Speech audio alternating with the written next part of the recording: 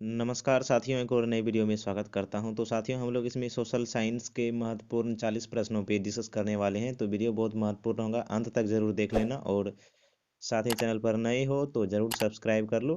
बिना देरी किए बढ़ते हैं प्रश्न की ओर। पहला प्रश्न है, साम्यवादी शासन का पहला प्रयोग कहाँ हुआ? तो इस प्रश्न का सही जवाब होगा ऑप्शन नंबर ए, रूस में। कहाँ हुआ था साम्यवादी शासन का पहला प्रयोग? रूस में हुआ था। ऑप्शन नंबर ए सही जवाब है। और अगला प्रश्न है, आधुनिक शहरी का उदय सबसे पहले कहाँ हुआ था?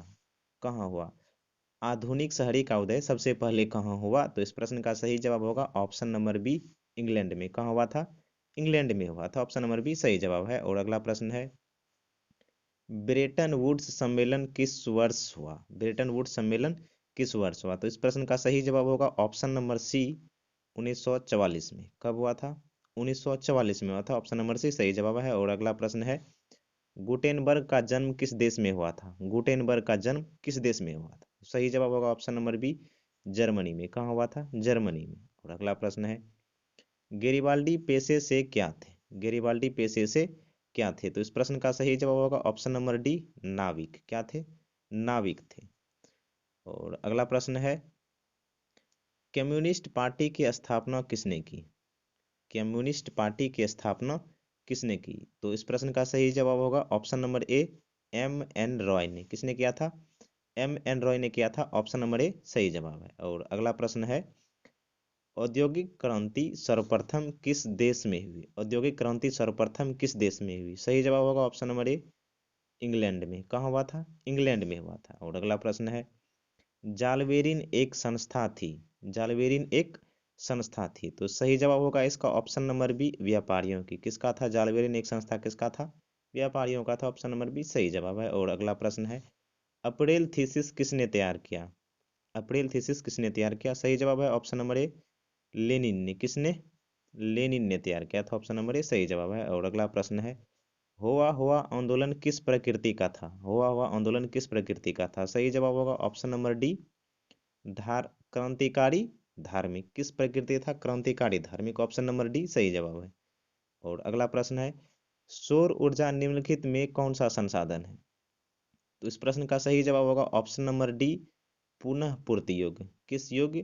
पुनः पूर्ति योग्य संसाधन है सौर ऊर्जा। ऑप्शन नंबर डी सही जवाब है। और अगला प्रश्न है, तेलहन उत्पादन में भारत का विश्व में कौन सा स्थान है? तेलहन उत्पादन में। तो सही जवाब होगा ऑप्शन नंबर ए, पहला। तेलहन उत्पादन में कौन सा स्थान है? पहला स्थान है। और अगला प्रश्न है, स्वर्णिम चतुर्भुज महामार्ग से संबंधित नगर है। स्वर्णिम चतुर्भुज महामार्ग से संबंधित नगर है। तो इस प्रश्न का सही जवाब होगा ऑप्शन नंबर डी, चेन्नई। कौन सा नगर है? चेन्नई है। और अगला प्रश्न है, निम्नलिखित में से कौन सा उपभोक्ता उद्योग है? निम्नलिखित में से कौन उपभोक्ता उद्योग है?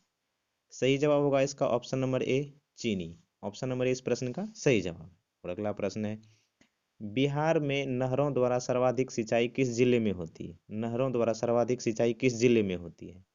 तो इसका सही जवाब होगा ऑप्शन नंबर सी, रोहतास में। कहाँ पे?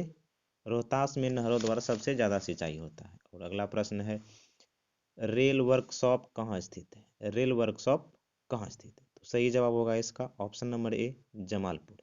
कहाँ पे है? जमालपुर में रेल वर्कशॉप। और अगला प्रश्न है, समोच्च रेखा द्वारा क्या प्रस्तुत किया जाता है? समोच्च रेखा द्वारा क्या प्रस्तुत किया जाता है? सही जवाब होगा ऑप्शन नंबर बी, उच्चावच प्रदर्शन। क्या प्रदर्शन किया जाता है? उच्चावच प्रदर्शन समोच्च रेखा द्वारा प्रदर्शित किया जाता है। ऑप्शन नंबर बी सही जवाब है। और इसी क्रम में अगला प्रश्न है, बिहार में कितने प्रतिशत भौगोलिक क्षेत्र में वन का फैलाव है? कितने प्रतिशत क्षेत्र में वन का फैलाव? तो सही जवाब होगा इसका ऑप्शन नंबर डी, 5। कितने प्रतिशत? 5%। और अगला प्रश्न है, मरुस्थलीय मृदा किस राज्य में पाया जाता है? तो सही जवाब होगा ऑप्शन नंबर बी, राजस्थान। किस राज्य में? राजस्थान में। और अगला प्रश्न है, भारत में कहाँ औरतों के लिए आरक्षण की व्यवस्था है? कहाँ औरतों के लिए आरक्षण की व्यवस्था है? तो इसका सही जवाब होगा ऑप्शन नंबर डी, पंचायती राज संस्था। पंचायती राज संस्थाओं में औरतों के लिए आरक्षण की व्यवस्था है। और अगला प्रश्न है, इनमें से किस संस्था में महिलाओं को 50% का आरक्षण प्रदान किया गया है? 50% का। तो इसका सही जवाब होगा ऑप्शन नंबर बी, स्थानीय पंचायती राज की संस्था में, स्थानीय पंचायती राज की जो संस्था है वहाँ पे महिलाओं को 50% का आरक्षण दिया गया है। और अगला प्रश्न है, भारत में राष्ट्रीय स्तर पर पंचायती राज की संस्था की स्थापना कब हुई? पंचायती राज की स्थापना कब हुई थी? तो सही जवाब होगा इसका ऑप्शन नंबर ए। ऑप्शन नंबर ए इस प्रश्न का सही जवाब है 1959 में। कब हुआ था? 1959 में हुआ था। और अगला प्रश्न है, भारत संघ में किस राज्य को विशेष दर्जा दिया गया है? किस राज्य को विशेष दर्जा दिया गया है? सही जवाब होगा option number D, Jammu Kashmir को। किसे राज्य दिया गया था? जम्मू कश्मीर को विशेष राज्य का दर्जा प्राप्त था, लेकिन अब यह 2019 के बाद से इसे विशेष राज्य का दर्जा समाप्त करके इसे केंद्र शासित प्रदेश बनाया गया है, यह ध्यान रखना है। और अगला प्रश्न है, बिहार में संपूर्ण क्रांति का नेतृत्व निम्नलिखित में से किसने किया? तो संपूर्ण क्रांति का नेतृत्व किसने किया था? तो सही जवाब होगा इसका option number D, Jayaprakash Narayan ने। किसने किया था? जयप्रकाश नारायण ने। और अगला प्रश्न है, सूचना के अधिकार आंदोलन की शुरुआत कहाँ से हुई है? सूचना के अधिकार आंदोलन की शुरुआत कहाँ से हुई? तो इस प्रश्न का सही जवाब होगा दोस्तों ऑप्शन नंबर ए, राजस्थान से। कहाँ से हुआ था? राजस्थान से हुआ है। और अगला प्रश्न है, लोकतंत्र क्या है? लोकतंत्र क्या है? तो इस प्रश्न का सही जवाब होगा यहाँ पे राइट आंसर होगा ऑप्शन नंबर बी, एक राजनीतिक व्यवस्था। लोकतंत्र क्या है? एक राजनीतिक व्यवस्था है। और अगला प्रश्न है, विश्व में कौन से शासन व्यवस्था को सबसे अच्छा माना जाता है? कौन से शासन व्यवस्था को सबसे अच्छा माना जाता है? तो इस प्रश्न का यहाँ पे राइट जो आंसर होगा वो होगा ऑप्शन नंबर सी, लोकतंत्र को, यानी डेमोक्रेसी को विश्व में सबसे अच्छा शासन व्यवस्था माना जाता है लोकतंत्र को। तो यहाँ पे ऑप्शन नंबर सी जो है सही जवाब है। और अगला प्रश्न है, विश्व का सबसे बड़ा लोकतांत्रिक देश कौन सा है? तो सही जवाब होगा ऑप्शन नंबर सी, भारत, यानी अपना प्यारा इंडिया जो है विश्व का सबसे बड़ा लोकतांत्रिक है देश है, डेमोक्रेटिक देश। और अगला प्रश्न है, क्षेत्रवाद की भावना का एक कुपरिणाम है। क्षेत्रवाद की भावना का एक कुपरिणाम क्या होता है? तो सही जवाब होगा यहाँ पे ऑप्शन नंबर डी, अलगाववाद। क्या होता है? अलगाववाद होता है। ऑप्शन नंबर डी सही जवाब है। और अगला प्रश्न है, किस क्षेत्र को तृतीयक क्षेत्र कहा जाता है? तृतीयक क्षेत्र किसे कहते हैं? तो सही जवाब होगा ऑप्शन नंबर ए, सेवा क्षेत्र को, सर्विस क्षेत्र को तृतीयक क्षेत्र कहते हैं। अगला प्रश्न है, इनमें से कौन से देश में मिश्रित अर्थव्यवस्था पाई जाती है? मिश्रित, मिक्स्ड इकोनॉमी किस देश में पाया जाता है? तो सही जवाब होगा ऑप्शन नंबर सी, किसमें? भारत में पाया जाता है। किसमें? भारत में पाया जाता है। और अगला प्रश्न है, भारत की वित्तीय राजधानी किस शहर को कहा गया है? भारत की वित्तीय राजधानी किस शहर को कहा गया है? तो सही जवाब होगा ऑप्शन नंबर ए, यहाँ पे इस प्रश्न का सही जवाब है, मुंबई को भारत की वित्तीय राजधानी कहा जाता है। और नेक्स्ट क्वेश्चन है, विनिमय का सर्वोत्तम माध्यम है। विनिमय का सर्वोत्तम माध्यम क्या है बच्चों? तो इस प्रश्न का सही जवाब होगा ऑप्शन नंबर सी, मुद्रा।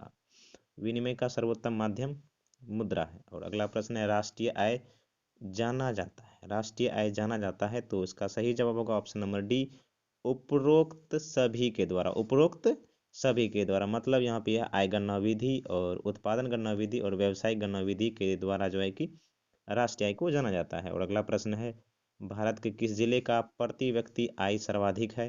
तो इस प्रश्न का सही जवाब होगा बच्चों ऑप्शन नंबर ए, पटना। किसका? पटना जिला जो है बिहार का, वहाँ पे प्रति व्यक्ति आय सर्वाधिक। और अगला प्रश्न है, बिहार एक राज्य है। बिहार एक राज्य है, तो इसका प्रश्न, इस प्रश्न का सही जवाब होगा ऑप्शन नंबर डी, कृषि प्रधान राज्य है। और अगला प्रश्न है, अंतर्राष्ट्रीय व्यापार संबंधी नियमों को निर्धारित करने वाली संस्था कौन है? अंतर्राष्ट्रीय व्यापार संबंधी नियमों को निर्धारित करने वाली संस्था कौन है? तो इस प्रश्न का सही जवाब होगा ऑप्शन नंबर डी, इनमें से कोई नहीं। और अगला